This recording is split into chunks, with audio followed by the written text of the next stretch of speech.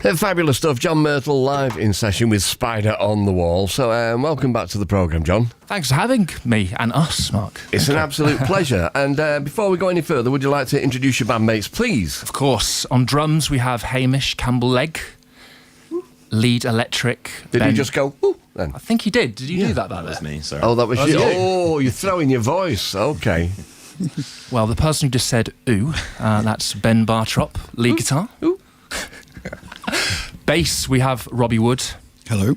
And on keys and acoustic, we have Jolan Lewis. Hi. So, hello, John. So we also go back away, don't we? Because you're a member of BC Camplights Band. I am, yeah.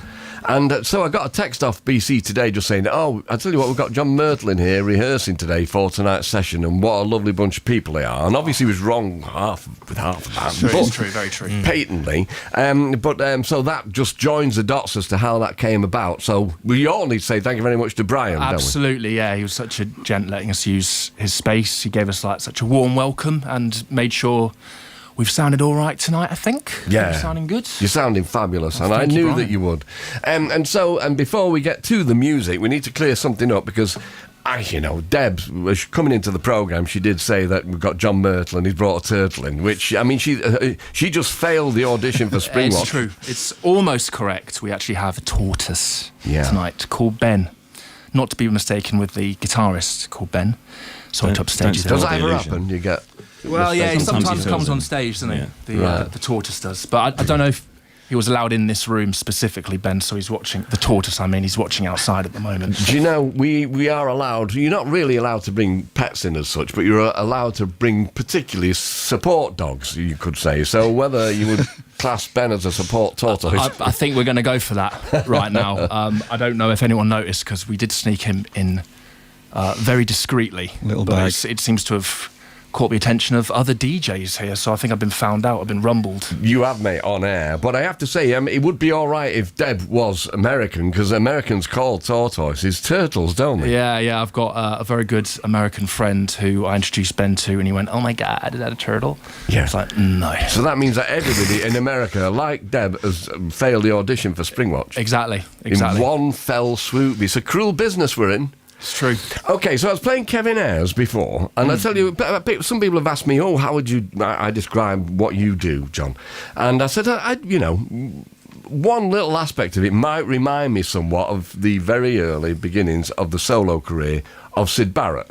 Yes, I remember. Yeah, that you said that last time. Yeah. Okay. Now I don't know if you didn't hit me, as I remember. No. What's weird about that is I never saw. I'm sure people are going to throw drinks or whatnot at their radios right now, but I never properly listened to Pink Floyd until after you said that. Right, and that was right.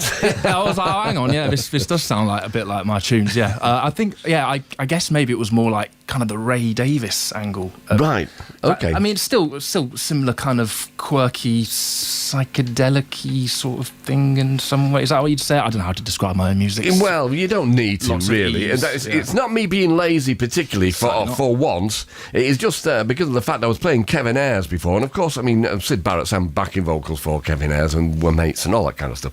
But I said, oh, do you know this? And you went, yeah, of course I do. And then you mentioned the fact that your dad was massive on Soft Machine. Would you say your dad and his record collection has been an influence on you? Oh, absolutely. And he has given it me, which thank you very much, Dad. And I haven't sold it. I have looked on Discogs, and some of them are worth a lot of money nowadays, but I will not sell it because I love them.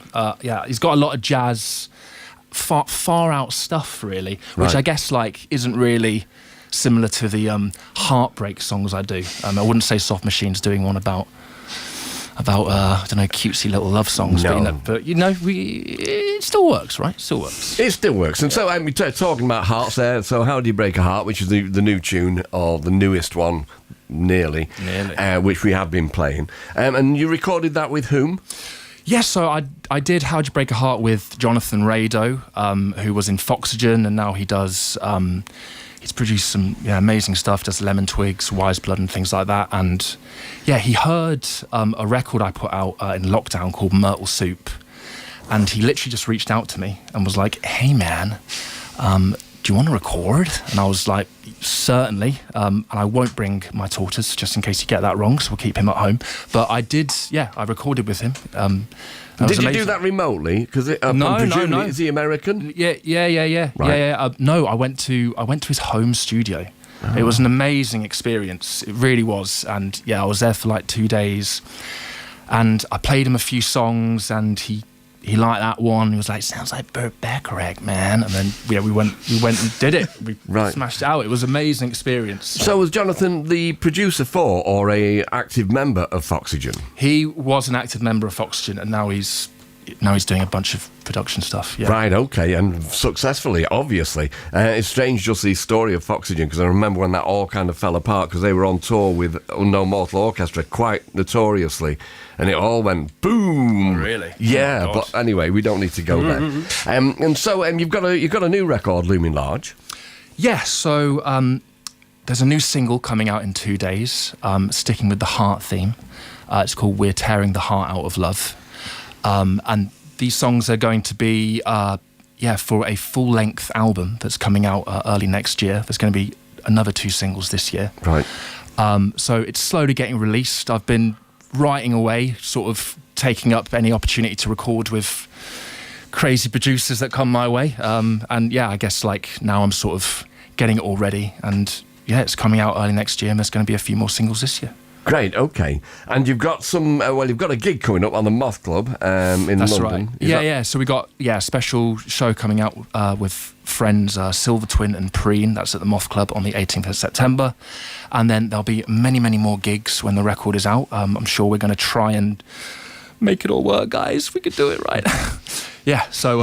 Really looking forward to what's in store, man, in the next 6 months. It's gonna be great. You should be. So, okay. So, we've got John Myrtle live in session with his ace band. You just mentioned We're Tearing the Heart Out of Love, which you're going to do next, and then you're going to play for us Here I Go Again. Is that right? That's right, yeah. Brilliant. Okay, thank you.